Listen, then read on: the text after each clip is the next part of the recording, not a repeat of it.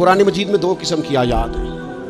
ایک محکم آیات ہے، خود سورہ آل عمران میں اللہ فرماتے ہیں کچھ محکم آیات ہیں، کچھ متشابہات ہیں. کچھ کا معنی واضح ہے، قل هو اللہ احد، کہو کہ اللہ، اس کا معنی واضح ہے نا، یہ محکم ہے. کچھ متشابہات ہے، جیسے ید اللہ کے ہاتھ، یہ اللہ کے تو ہاتھ ہی نہیں، یہ متشابہ ہے.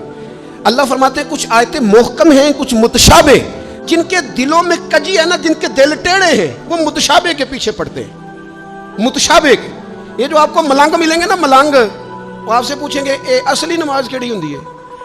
سبحان اللہ. انہوں نے آکو وہی جڑی 5 ویلے پڑھی دی ہے، وہ پتہ نہیں اصلی کیڑی لئی پھردے نے. یہ متشابہ باتوں کے پیچھے. اچھا، نبی پاک علیہ السلام معراج پہ گئے، سرکار نے واپس آ کے فرمایا چغلی کرنے والے کو یہ سزا ملے گی، معاذ اللہ زنا کرنے والے کو یہ سزا ملے گی، جو خطیب لوگوں کو تقریر سنائے خود عمل نہ کرے اسے یہ سزا ملے گی. ان باتوں پر وہ توجہ نہیں کرتے کہ سرکار نے یہ بیان کیا. فرمایا میں دیکھ کے آیا ہوں سود کھانے والے کو یہ سزا ملے، اس پر توجہ نہیں. وہ پوچھتے کیا ہیں؟ کہتے ہیں یہ بتائیں براق جس پہ حضور بیٹھ کے گئے تھے اس کا رنگ کیسا تھا؟ میں آپ کو راز کی بات بتاؤں، معراج میں کیا کیا باتیں ہوئی تھیں. او بھائی تو رہنے دے، تیرے پاس جو محکم باتیں ہیں تو ان پہ عمل کر. شریعت میں کچھ چیزیں واضح، مثلا ایک مسئلہ ہے، مسئلہ تقدیر.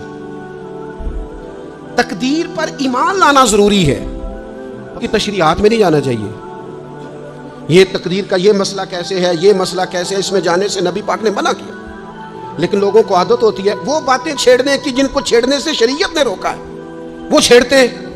کہ آپ حدیث پاک سنیے، حضرت ابو ہریرہ رضی اللہ تعالیٰ عنہ ارشاد فرماتے ہیں ہم سب لوگ ایک دن بیٹھے تھے تو کچھ لوگ مسئلہ تقدیر پر بحث کر رہے تھے. سرکار تشریف لے آئے، فرماتے ہیں حضور نے ہمیں وہ باتیں کرتے سنا مسئلہ تقدیر پر. وہ نبی کریم صلی اللہ تعالیٰ علیہ وآلہ وسلم کے رخسار مبارک، یہ حضرت ابو ہریرہ کے لفظ ہیں، فرماتے ہیں حضور کے غصے سے مقدس رخسار اتنے سرخ ہو گئے جس طرح کے انار نچوڑ دیا ہو رخساروں پر. جلال آیا نبی کریم. اور اللہ صلی اللہ تعالیٰ علیہ وآلہ وسلم نے ارشاد فرمایا تم سے پہلے لوگ اس لیے ہلاک کر دیے گئے کہ وہ ایسی باتوں پر بحث کرتے تھے جن پر بحث کرنے سے اللہ نے منع فرمایا ہے. اور حضور فرمانے لگے کیا میں اس لیے مبعوث ہوا تھا؟ کیا تمہیں اس لیے حکم دیا گیا تھا کہ تم بحث کرو گے تقدیر پر؟ متشابہ میں الجھ گئی ساری قوم. ایسی باتیں ڈھونڈ ڈھونڈ کے لاتے لوگ، ان کا مزہ لیتے، کہتے جی یہ بات تو سارے مولوی کرتے ہیں، انوکھی بات کریں. انوکھی بات کون سی ہوتی ہے؟ بات وہی ہے جو اللہ نے قرآن میں بیان کی ہے، رسول پاک نے اپنے فرمان میں بیان کی.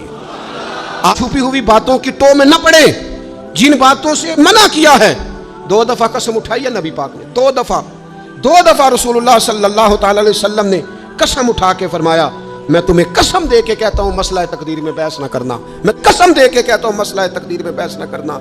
وہ خدا کے بندو، جن باتوں سے ہمارے نبی پاک نے ہمیں قسمیں دے دے کے روکا ہے ان باتوں میں الجھتے ہو. معرفت دی گل، معرفت کی ہوندی ہے؟ معرفت وہ ہے جو تمہیں قوال بتائیں گے، گویے بتائیں گے تمہیں معرفت. ہمارا قوال جی رات کو جی وہ توحید بیان کرتا ہے، وہ کفر بکتا ہے ظالم، اور تم کفر سنتے ہو. توحید وہ ہے جو میرے اللہ نے قرآن میں بیان فرمائی ہے.